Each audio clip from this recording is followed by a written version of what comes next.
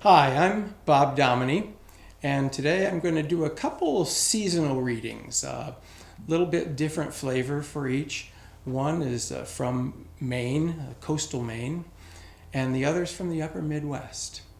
And so, little costumery here. Either that or it's chilly in the room. This first one is from the late Marshall Dodge. I first heard this story myself at the Ark Coffee House in Ann Arbor, Michigan back in the 70s, and it's always been a favorite. And so here is Frost by Marshall Dodge.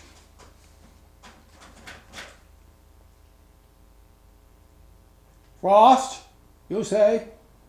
You asked me if I had any frost out to my place this morning? Well, I'll tell you.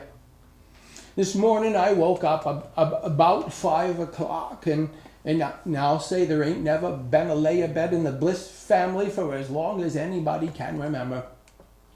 Well, I splashed some water on my face, and I jumped in my pants, and I pulled on my boots, and I headed down over them stairs of mine. Now them stairs, I don't want no steep, narrow stairs where you break your damn neck going down them like a ladder. No, sir. My stairs have got 12-inch treads and only 5-inch risers, and you don't wear no hollow in the middle of them either, because they're made out of solid oak. And alongside them stairs, I got me a red cherry banister, and at the foot a newel post made out of curly ash. And the combination of red cherry and curly ash is awful nice in the morning light when you come down to do your chores.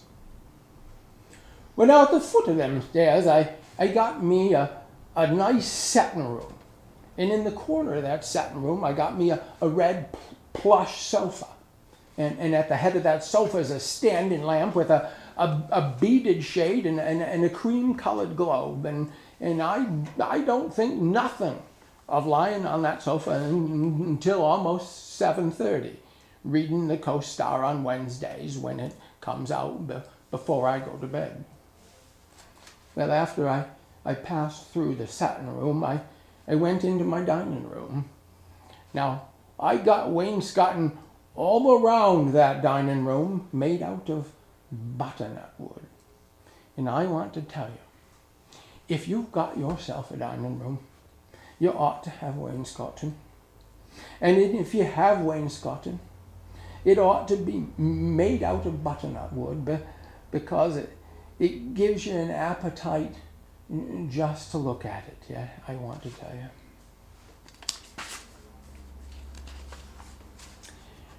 Well, then I went into my kitchen.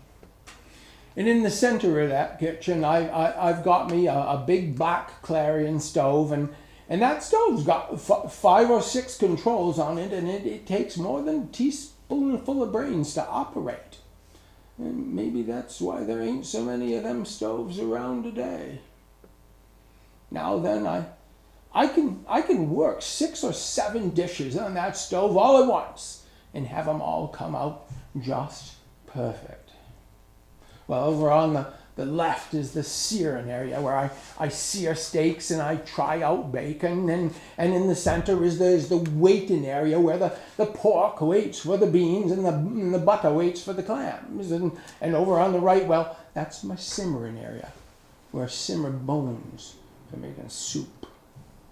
And up above that stove, I got some cupboards. It's a metal cupboard. It's built right into the stove, you know, and that's where you're supposed to keep your salt and your pepper and your cereal to keep them dry. Well, that's where I stuff my bills for aging for a few months.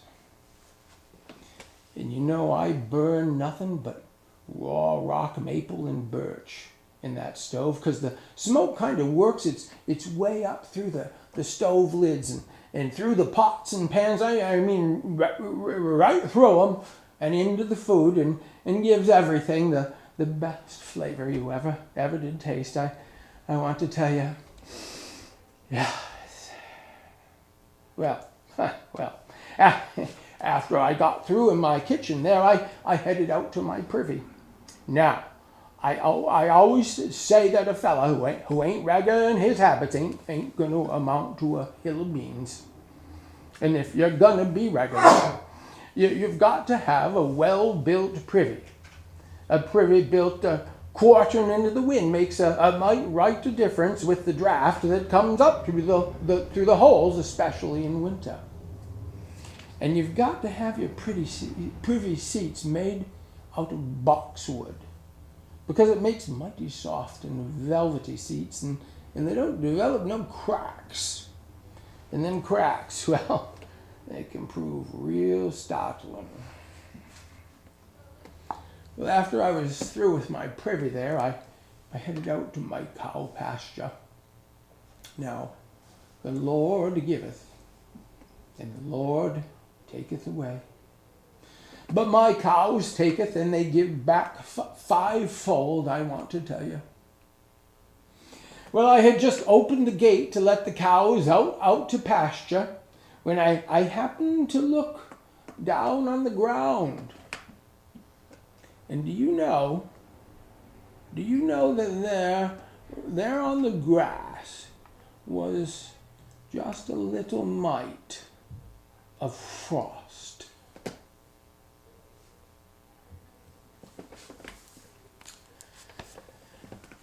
So that's Marshall Dodge, New England. Let's drive 1,000 miles west to northern Minnesota, and maybe about the same time period.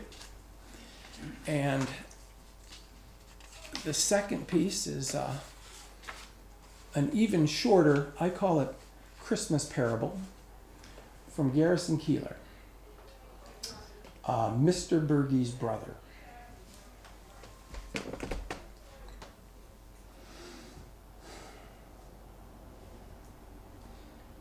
The old man sat there in his car, looking out the window towards town, more than a mile away over there. It looked so silent, lovely, and it also looked very far away for a 74-year-old man with a bum ticker who's been sitting out on the ice for a couple of hours in his fish house, and who just lost a big fish, and who's had a little bit of peppermint schnapps. A cold, cold night. He turned on his emergency lights, and he revved the engine, and he turned the heater up full blast, and he noted that there was about half a tank of gas left. And he thought, Lord, don't leave me here. And he sat, and he waited, and he thought, how ridiculous. People die like this, he thought. I'll never get out of this car alive, he thought. And people are going to read about this in the newspaper, and they're going to think that old fool sitting in his Ford Bronco out in the middle of the woods at 10 o'clock in the evening doesn't have the sense that God gave geese. What was he doing out there? Taking a shortcut home? Well, he paid for it with his life. Mr. Bergey sat, and he knew that this was it. He thought about his brother. His brother lives about a mile away from him, but they haven't spoken in 25 years, which is quite an accomplishment in a small town. 25 years ago, they had a disagreement, a misunderstanding when their dad died. And Mr. Bergey had always thought that in time that eventually he'd go over to his brother's house a mile away. He'd walk up and knock on his door, and he'd make things right. And now it was too late. He'd die in the snow, and he'd never see his brother again. And then he thought about his toolbox in the back. And he remembered that the rest of that peppermint schnapps was sitting in there. And he reached back for it, about 2/3 full. And he settled in to polish it off. He's not going to go see his brother. The same thing is going to happen this year as has happened every Christmas Eve. His brother, sitting in his house having a little peppermint schnapps on Christmas Eve, will feel just a little remorse. And he'll pull on his warm parka, he'll pick up his trumpet, and he'll go out and he'll get into his pickup, and he'll drive 19/20ths of a mile down to the end of Mr. Bergey's driveway. And he'll get out and he'll stand there by the mailbox and he'll play Silent Night. He'll play it from beginning to end. Silent Night.